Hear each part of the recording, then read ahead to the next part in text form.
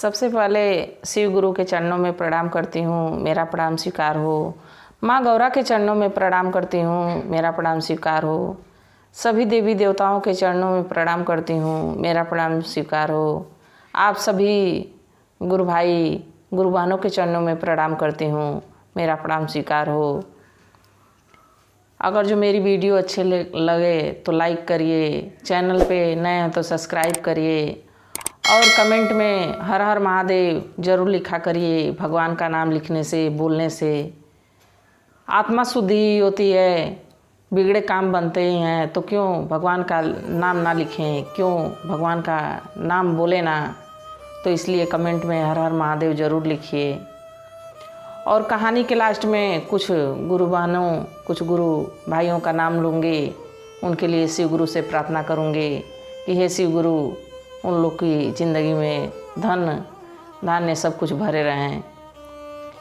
तो आज मैं कहानी दो शिव भक्त की सुना रही हूँ। कहानी को पूरी सुनिएगा। आधा अधूरा कहानी सुनने से कोई फ़ायदा नहीं है, कुछ ज्ञान नहीं प्राप्त होगा। और भगवान शिव की महिमा का ही बखान है, तो कहानी को पूरा ही क्यों ना सुना जाए। तो कहानी को पूरी सुनिएगा। एक गांव में दो किसान रहते थे।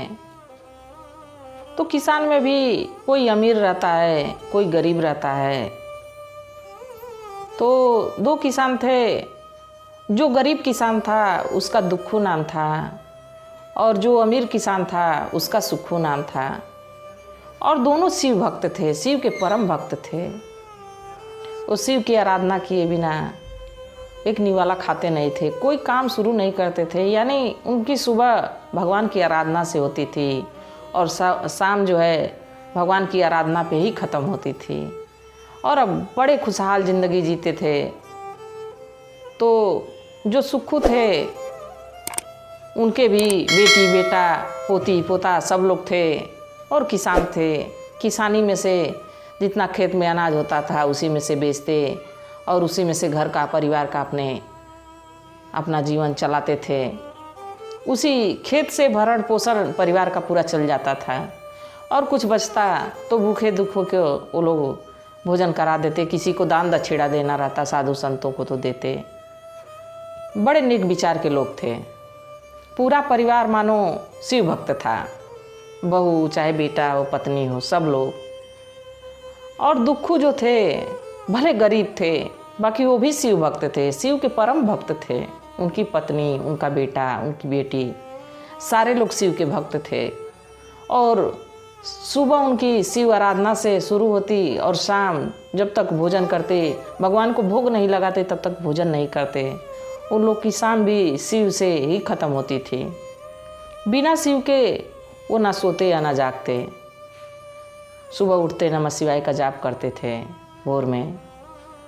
तो देखिए, दोनों लोग तो अपने अपने तरीके से शिव भक्त थे और दोनों लोग बड़े खुशहाल थे। दोनों लोग का परिवार बहुत अच्छा था। एक दिन संयोग से दोनों लोग की मृत्यु एक ही बार होती है। दोनों लोग की मृत्यु जब एक बार होती है तो यमराज के दूत उनको लेने आते हैं। यमराज के दूत इधर आते हैं लेने, इधर शिव के दूत भी आ जाते हैं। तो शिव के दूत कहते हैं कि इनको तो हम लोग शिव लोक ले जाएंगे, क्योंकि ये शिव के भक्त हैं, शिव के परम भक्त हैं। ये तो हम लोग शिव लोक ले जाने के लिए आए हैं। और यमराज के दूत कहते हैं नहीं नहीं, इनको तो हम लोग यम लोक लेके जाएंगे, ये यमराज का आदेश है। तो शिव के दूत कहते हैं कि ये भी शिव का आदेश है कि हम लोग शिव लोक लेके जाएंगे। अब ये यमराज के दूत जो हैं वो सोचते हैं कि भाई शिव की बात है, वो तो कालों के काल महाकाल हैं, वो तो भूतनाथ बाबा खुद हैं, कब खुश हो जाएं और कब नाराज़ हो जाएं। तो यमराज के दूत लोग कहे ठीक है आप ही लेके जाइए, और यम लोग को लोग चले गए। और ये लोग सुखों और दुखों को लेके शिव लोग गए। जब शिव लोग पहुँचे तो भगवान भोलेनाथ उन लोग को देख के मुस्कुराए कि हमारे दोनों परम भक्त हैं और दोनों जो है कि हमारे पास आ गए। तो उन लोग से पूछे कि ये बताइए, आप लोग बहुत बढ़िया जीवन जिए हैं अपने परिवार में, सब कैसा था। तो सुखू कहे कि हमारा परिवार तो बहुत अच्छा था, हमारी पत्नी बहुत अच्छी थी, हमारी बेटा बहुत अच्छा था, हमारी बहू बहुत अच्छी थी, हमारे पोते पोतियाँ बहुत अच्छे थे, हम लोग बड़ी खुशहाल ज़िंदगी जिए प्रभु। बाकी जो थोड़ा सा खेत आप दिए थे उसमें से जीवन तो बहुत बढ़िया से कट जाता था। किसी भूखे दुखे को हम लोग भोजन भी करा लेते थे और किसी को दान धर्म भी करना रहता साधु संतों को तो हम लोग दे लेते थे। बाकी कोई ऐसा नहीं था कि जो हमको दे। तो फिर दुखू से पूछे तो दुखू बड़े संतुष्ट थे। दुखू कहे कि हाँ गुरुजी, हे प्रभु, जो आप हमको छोटा सा खेत का टुकड़ा दिए थे जो हमारे हिस्से में था, उससे हमारा परिवार बड़ी खुशी खुशी जीवन जिया। हमारी पत्नी बहुत अच्छी थी, हमारी बेटी बहुत अच्छी थी, हमारे बेटा बहुत अच्छा था, बहुत हमारी सेवा भाव करते थे, सब लोग आपकी आराधना करते थे। हम लोग सुबह साथ में बैठ के खाते, शाम को बिना भोग लगाए आपका हम लोग खाते पीते नहीं थे। तो शिव जी कहे कि हम आपकी भक्ति भाव से बहुत प्रसन्न हैं। तो अगर जो आप लोग को अगला जीवन मिलता है तो आप लोग कैसी जीवन जीना पसंद करेंगे। पहले सुखू से पूछे कि सुखू, अगर जो आपको दोबारा जीवन मिलता है मनुष्य का, तो पृथ्वी पर जाएंगे तो कैसा जीवन पसंद करेंगे जीना, कैसे रहना चाहते हैं। तो सुखू कहते हैं, ए प्रभु, पहले जीवन तो आप दिए, थोड़ा खेत था, उसी में से परिवार को भी चलाना था, आपकी भक्ति भजन भी करनी थी, दूसरों को भी देखना था, थोड़ा जो बचता दान दक्षिणा में चला जाता। हमको देने वाला कोई नहीं था। इस जन्म में कम से कम ऐसा करिए कि सब हमको दे, हमसे कोई मांगे ना, कोई हमसे ले ना। तो भगवान मुस्कुराए और तथास्तु कह दिए। क्या ठीक है, अगला जन्म मिलेगा तो बस सब आपको देगा, आपसे कोई नहीं लेगा। आपको पैसा रुपया बहुत मिलेगा, बाकी आपसे कोई मांगेगा नहीं, सब आपको देगा। और तथास्तु कह दिए। फिर दुखू से पूछे कि दुखू, तुम बताओ कि तुम कैसा जीवन जियोगे अगर जो दूसरा जन्म मिलता है मनुष्य का।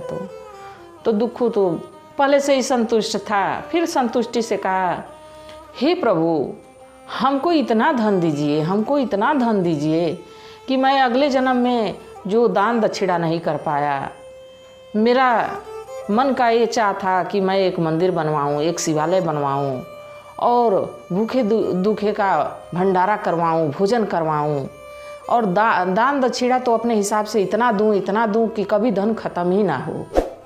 मैं थक जाऊं, मैं मर जाऊं, पर धन मेरा नहीं खत्म हो कि मैं दूसरों को दूं और मेरा परिवार भी दान दक्षिणा करे। तो भगवान मुस्कुराए और तथास्तु कह दिए कि ठीक है, ऐसा ही होगा। तो देखिए, सुखू का भी जन्म होता है और दुखू का भी अगला जन्म होता है। तो जो सुखू हैं वो एक भिखारी के घर जन्म लेते हैं। देखिए, जो जैसा प्रभु से मांगता है, जो जैसा भगवान से कहता है, भगवान वैसा ही करते हैं। लोग कहते हैं भगवान हमको ये नहीं दिए, भगवान हमको वो नहीं दिए। अरे जो हम भगवान से मांगते हैं, प्रभु से जो हम मांगते हैं वही देते हैं। तो भगवान शिव से तो वो मांगे थे कि सब हमको दे, हमसे कोई ना ले। तो उनका सुखू का जन्म जो है भिखारी के घर हो जाता है। भिखारी के घर हो जाता है तो सुखू धीरे धीरे जब बड़े होते हैं तो भीख मांगने का काम चालू कर देते हैं, क्योंकि उनका परिवार भीख ही मांगता है। सब उनको देता है, कोई उनसे मांगता नहीं है। भिखारी से कौन मांगेगा, क्योंकि उनको तो जो मांगे थे वही मिला। और यही दुखू का जो जन्म एक धनवान सेठ के घर होता है, जहाँ धन का अंबार लगा होता है, चारों तरफ देखो तो धन ही धन। ऐसा धर्मात्मा परिवार उनको मिला। ऐसे धर्मात्मा परिवार के घर जन्म लिए, जहाँ सारे लोग भक्ति भाव में लिप्त थे। भक्ति भजन करना, दान दक्षिणा करना उन लोग का काम था। तो दुखू जो है ऐसे घर में जन्म लिए। दुखू जब बड़े हुए तो मानो दोनों हाथों से दान दक्षिणा देते, भूखे दुखों को भंडारा भोजन कराते, और उनका नित्य दिन यही काम था। और खूब बड़ा बड़ा शिवालय बनवाए, मंदिर बनवाए, जितना उनको हो सका उतना वो अपना करते गए। फिर उनके बेटी बेटा जो हुए वो भी अपना धन दौलत था ही, भगवान दिए थे इतना कि वो भी लोग दान दक्षिणा करते थे। तो देखिए, जैसा सुखू मांगे वैसा सुखू को मिला, जैसा दुखू मांगे वैसा दुखू को मिला। तो प्रभु सबको देते हैं, चाहे वो अमीर हो या गरीब हो, सबको इस जन्म में अगर जो हम जो करते हैं उसको हमको अगला जन्म में मिलता है। तो इस जन्म में आप लोग भी नेकी का काम करिए, अच्छा काम करिए, किसी भूखे दुखे को दरवाजे से वापस नहीं लौटाइए, भोजन करा दीजिए अगर जो कोई आ जाता है तो। किसी की ज़रूरत हो तो अगर जो आपके पास पर्याप्त धन है तो उसकी मदद ही कर दीजिए, मदद करने से कभी कम नहीं होता है। तो देखिए गुरु भाई गुरु बहनों, कहानी तो समाप्त हो गई। जैसा मैं पहले कही थी कि मैं कुछ बहनों के और कुछ गुरु भाई के नाम लूँगी जो कमेंट किए हैं। एक सुमन कुमारी जी हैं, गुरु बहना सुमन कुमारी जी, धन्यवाद, आपका बहुत बहुत धन्यवाद कि आप कमेंट करके और हर हर महादेव लिखें। इसके लिए भगवान शिव गुरु करें कि आप जहाँ रहें वहाँ खुश रहें, हमेशा धन दौलत की वर्षा आप पे होती रहे। और दूसरा नाम है रिंकी जी। रिंकी जी, महादेव जी करें कि आप पे हमेशा उनका आशीर्वाद बना रहे, उनकी छत्र छाया में आप रहें। भगवान शिव गुरु करें कि आप हमेशा आगे बढ़ें, कभी ठोकर ना लगे, आप ऊंचाइयों का ही रास्ता देखें। और तीसरा नाम है नीलू देवी जी। नीलू देवी जी, धन्यवाद कमेंट करने के लिए। महादेव करें कि आप हर क्षेत्र में आगे रहें, हमेशा भगवान आपके साथ रहें, कोई भी आपका काम बिगड़े ना, जिस काम को आप सोचें वो काम बने। और मैं भी शिव गुरु से प्रार्थना करूंगी कि आप लोगों का काम जो है कि आगे बढ़े, जो कार्य करें वो सफल हो। और चौथा नाम है मनोरमा देवी। मनोरमा जी, धन्यवाद कमेंट करने के लिए। आप हर हर महादेव लिखें, इसके लिए धन्यवाद। और महादेव का नाम बोलने से अच्छा ही होता है। शिव गुरु करें कि आपके जीवन में सब अच्छा रहे, उनकी छत्र छाया आप पे बनी रहे, उनकी कृपा आप पे बनी रहे, धन की वर्षा होती रहे। शिव गुरु ऐसा करें कि आप आगे बढ़ें। पांचवा नाम है चंदा देवी जी। चंदा जी, धन्यवाद कमेंट करने के लिए। शिव गुरु करें कि आप जहाँ भी रहें वहाँ खुश रहें, सुखी रहें। और मैं भी शिव गुरु से प्रार्थना करूँगी कि आप जहाँ रहें वहाँ सुखी रहें, अच्छा जीवन आपका चले, धन संपत्ति सब कुछ बनी रहे, आप पे शिव गुरु की आशीर्वाद बना रहे। और छठवां नाम है आयुष कुमार जी। आयुष जी, धन्यवाद, आप कहानी सुने और कमेंट किए, इसके लिए हर हर महादेव, धन्यवाद। और शिव गुरु करें कि आप जिस क्षेत्र में रहें उस क्षेत्र में आपका यश बना रहे,